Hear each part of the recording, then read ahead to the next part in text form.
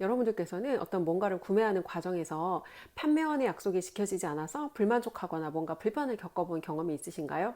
우리나라에는 땡땡팔이라는 말이 존재할 정도로 판매에 대해 부정적인 경험을 한 사람들이 굉장히 많은데요. 그런데 사실 세상에 판매 없이 돈을 버는 일은 아무것도 없죠. 오늘은 어떻게 하면 고객들의 마음을 훔칠 수 있는 이런 판매 기술을 얻을 수 있는지 그 부분에 대해서 이야기를 나눠보려고 해요. 안녕하세요. 마리영TV 조은숙입니다. 저는 만 10년 동안 영어 학원을 운영했던 전직 학원장이고요. 현재는 마케터로 새로운 일을 하고 있습니다. 아마 우리가 한두 번 정도는 이런 판매 과정에서 그러니까 판매 최초에 했던 약속이 지켜지지 않아서 이런 불편을 겪은 경험들이 있으실 거예요. 대표적으로 가장 많이 겪는 게 휴대폰이라든지 아니면 보험이라든지 차량 같은 경우에도 특히 중고차 같은 경우에는 굉장히 좀 구매할 때 두려움이 많죠.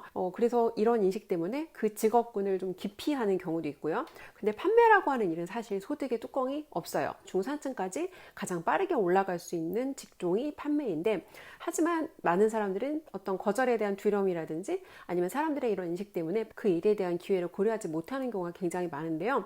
사실 우리나라뿐만 아니라 미국에서도 이 셀즈맨에 대한 부정적인 인식은 똑같다고 해요. 기브 앤 테이크라는 책을 읽다가 제가 거기서 이제 나온 내용인데, 애니얼 핑크라는 그 저자의 책에 나온 내용인데, 사람들의 세일즈맨에 대한 인식이 굉장히 부정적이라고 하더라고요. 미국에서도 마찬가지로. 근데 여러분 한번 생각해 보실게요.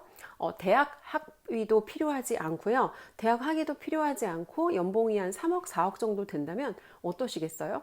3억, 4억이면 보통 사람들한테는 꿈의 직장이잖아요. 근데 보험이란 업종으로 제가 아는 분이 그 정도의 이제 소득을 달성하는데, 쉽게 버는 돈은 세상에 절대 없습니다. 제가 이분하고 이제 등산을 같이 갈 일이 있었고, 주말 토요일이었어요.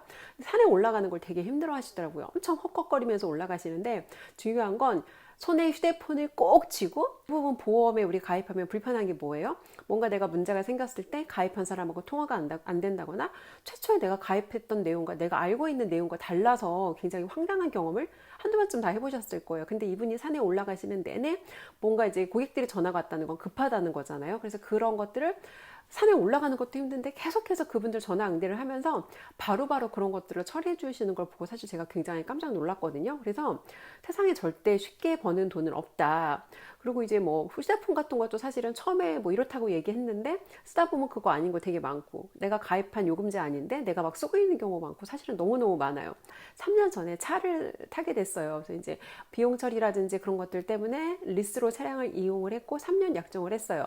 그래서 이제 사실 저는 그 미국의 F사에 L 차량을 구매했는데 6천만 원 정도 가격의 차량을 제가 구입을 했거든요. 근데 사실 저 같은 경우에는 되게 쉬운 고객이었어요. 왜냐면 지인 소개로 그 매장에 갔던 거고, 가기 전에 이미 내가 어떤 차를 사야겠다는 것까지 결정을 한 상태였고, 그 차의 이제 외관이라든지 뭐 간단한 기능 같은 거 굉장히 쉬운 고객이었고, 그냥 정말 제가 알아서 다 그냥 결정을 하고 이제 그렇게 차량 구매를 했던 거예요. 근데 이게 뭐 선물을 주시긴 했어요.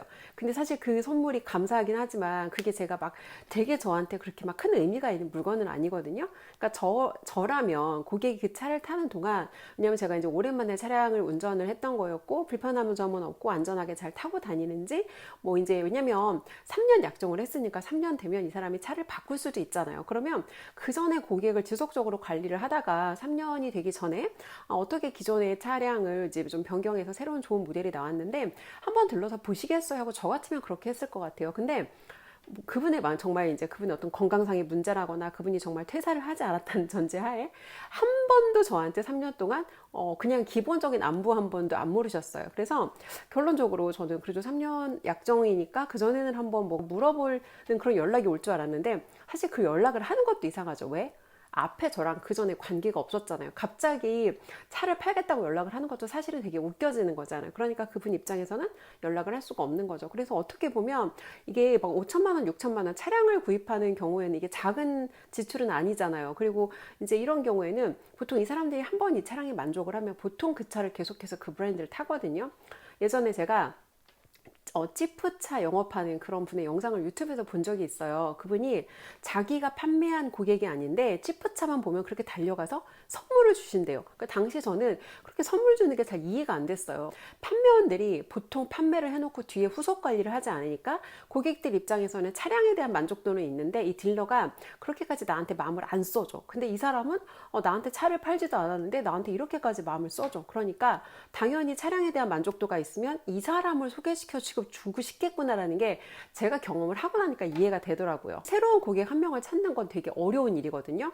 영업을 해보신 분들은 알겠지만 정말 내가 낯선 사람을 이렇게 다 하나씩 새로 개척해서 영업하는 건 되게 어려운 일인데, 사실 기존에 있는 고객을 잘 관리해서 이분들한테 만족도를 드리면 당연히 재구매가 일어날 거예요. 그리고 내가 만족한 고객은 절대 그 선에서 그치지 않아요. 내가 이 차를 타지 않는다 해도 다른 누구한테 이 사람을 소개하기라도 하거든요. 그래서 10명의 내가 기존 고객이 있다면 새로운 고객을 계속해서 찾는 전략보다 이 10명의 고객을 재구매하게 만들고 이분들한테 10명씩 소개를 받아내는 게 훨씬 더 좋은 전략이지 않을까? 그리고 이게 더 서로 윈이라는 전략이지 않을까? 기브 앤 테이크라는 책에서 이제 그런 내용이 나와요. 이제 기버와 매처와 테이커, 이렇게 세 부류의 사람들이 있는데, 가장 최상위 성공을 이룬 사람들도 기버이고 가장 이제 돈을 못 버는 사람들도 기버래요. 근데 결국은 끝점에 있는 사람들이 기버이고, 이 기버의 성향의 사람들은 결국은 더 고객에게 많이 주려고 하는 사람들인데, 저는 물건을 주라는 말씀을 드리는 게 아니에요. 고객 입장에서는 뭐 그런 이런 우산이라든지 막 그런 거가 있다고 굉장히 막 내 인생이 달라지진 않거든요. 그런데 나에게 판매를 했던 이 분이 계속해서 나에게 마음을 쓰고 나에게 관심을 보인다고 하면 사실은 마음을 쓰는 게 훨씬 더 고맙고 고객 입장에서는 훨씬 더 그게 가치 있게 느껴지는 일이거든요. 이제 사실은 판매업에만 이게 해당되는 내용은 아니에요. 그러니까 고객과의 관계는 우리가 많이 결혼, 연애 이런 거에 비유를 하잖아요. 연애 때는 너무너무 이 사람하고 결혼만 하면 정말 내가 모든 걸 다 해줄 것 같다가 결혼을 탁 하고 났더니 갑자기 돌변하는 거야. 그럼 어떻게 해야 돼요, 여러분? 헤어져야죠. 그것과 마찬가지로 고객 입장에서도 고객에게 내가 뭔가 브리핑 할 때는 연애하는 단계인 거고, 고객하고 관계가 성사됐어. 그럼 이제 그때부터 결혼인 거예요. 그럼 사실은 언제부터가 더 중요해요? 결혼 이후가 더 중요한 거죠. 그래서 고객과의 관계도 이제 오래도록 롱런할 수 있는 그런 건강한 관계로 가려면 관계가 시작된 이후, 거래 이후부터 더 잘해야 된다. 잡은 물고기는 밥을 주지 않는 게 아니라, 여러분, 잡은 물고기한테 밥을 주면 그 물고기가 새끼도 낳고 친구 물고기도 데려옵니다. 그래서 오늘 영상은 이 고객을 상대하는 분들이라면 다 모두에게 적용이 되는 부분이고, 물론 저 자신에게도 해당이 되는 내용이고, 그래서 오늘은 사람들이 왜 세일즈에 대해서 부정적인 인식을 가지고 있는지, 그런 부정적인 인식을 깨고 내가 조금 특별한 어떤 성과를 내고 있다면 어떤 마음가짐으로 이런 일들을 하는 게 필요할지에 대해서 이야기를 나눠봤습니다. 네, 오늘도 영상 시청해 주셔서 감사합니다.